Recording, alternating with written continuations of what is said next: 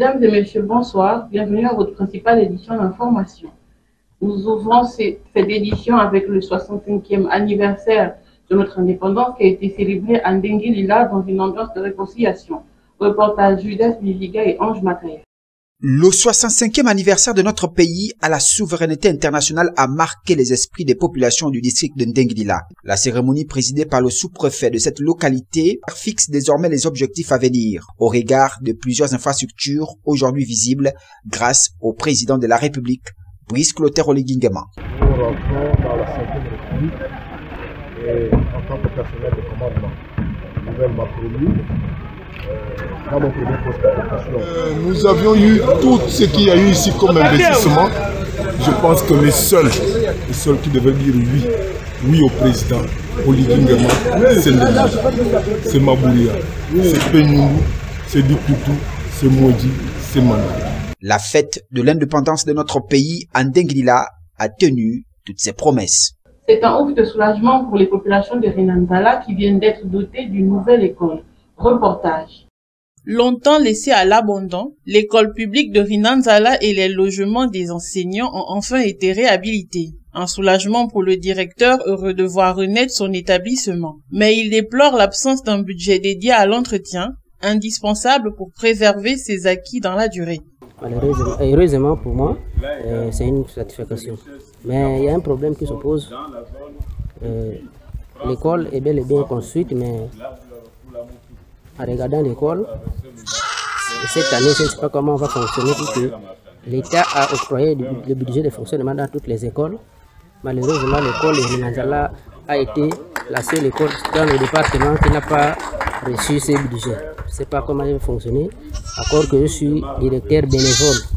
Nous sommes trois, nous tous étant bénévoles.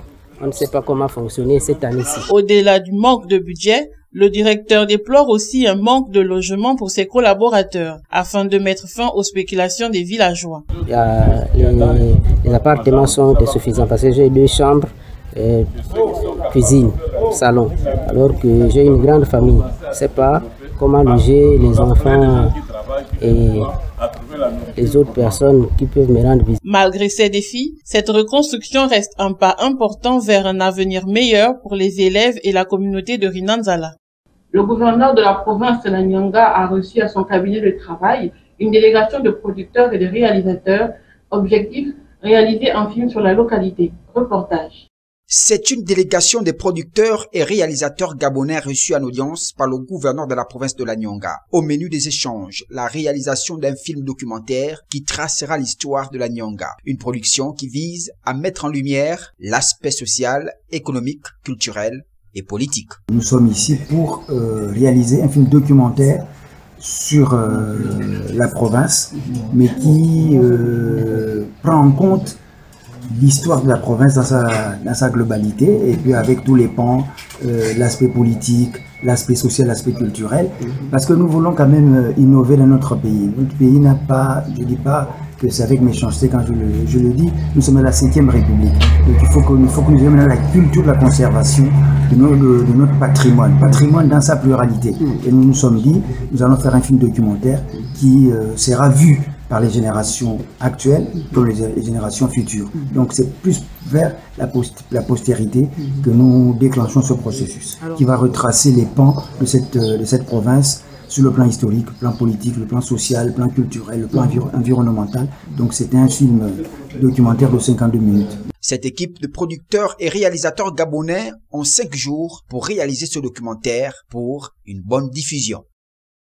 Actualité en rappel avec les difficultés d'obtention d'eau potable à Ndingui-Lila. Reportage. Les habitants de Ndingui-Lila subissent un manque d'eau potable depuis plusieurs mois, dû aux mauvais travaux d'une société adjudicataire dans leur district. Les populations se voient contraintes de se ravitailler directement à la rivière, avec tous les risques sanitaires que cela comporte. 2 ans presque, nous n'avons pas de l'eau. C'est pénible grâce à la rivière qui ne se tarit pas. D'autres habitent loin de cette rivière, d'autres sont proches de cette rivière. L'aller, c'est une descente. Le retour, avec la charge, c'est une montée. En tout cas, c'est une pénible. Ils ont supprimé les anciennes pompes pour mettre les robinets. Donc, eux, ils prennent maintenant, au lieu des forages qu'ils ont fait, ils prennent maintenant de l'eau dans les anciennes pompes. Ils ont mis franchement, ce qui fait que on a eu de l'eau un temps là, mais comme ces maçons sèchent, donc quand de l'eau arrive, quand il n'y a pas trop de soleil, la pluie ne se remplit pas. Donc même jour que quand il y a le soleil, les villageois utilisent l'eau et puis de l'eau disparaît. Donc le matin encore c'est la même chose. Cette situation pousse les populations à lancer un cri d'alarme aux autorités locales afin de trouver une solution durable.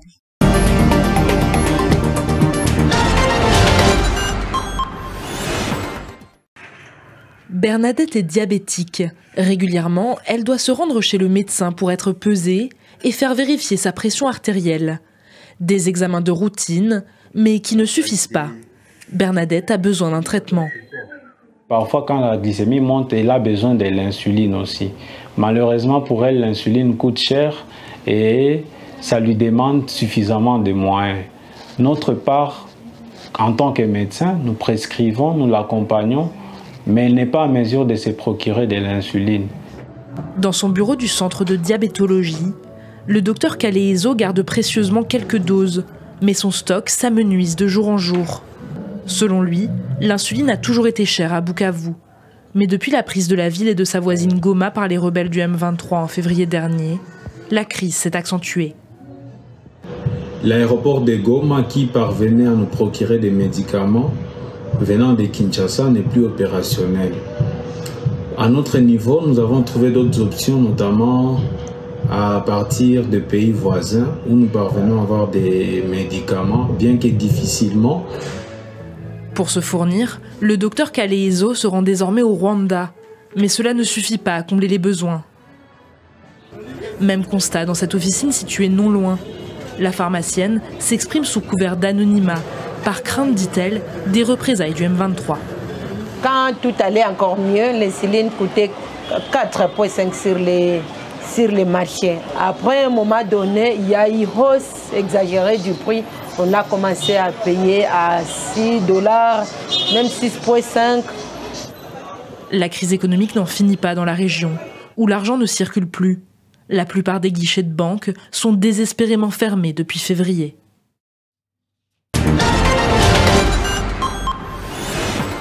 Des textes très attendus par la société civile au Sénégal et qui sera débattu à l'Assemblée, le projet de loi sur la protection des lanceurs d'alerte. Il prévoit un statut juridique à ceux qui dénoncent des menaces, des crimes ou délits financiers dans le cadre professionnel en garantissant des droits précis, un accompagnement juridique ou encore une protection en cas de représailles à eux et leurs proches. Ce texte adopté serait une première en Afrique subsaharienne francophone.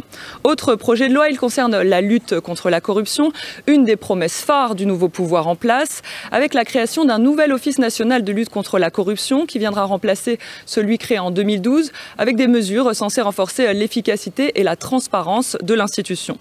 La loi sur l'accès à l'information consacre le droit des citoyens à obtenir toute donnée publique auprès de l'État et impose aux agences publiques de publier annuellement un rapport de gestion accessible à tous.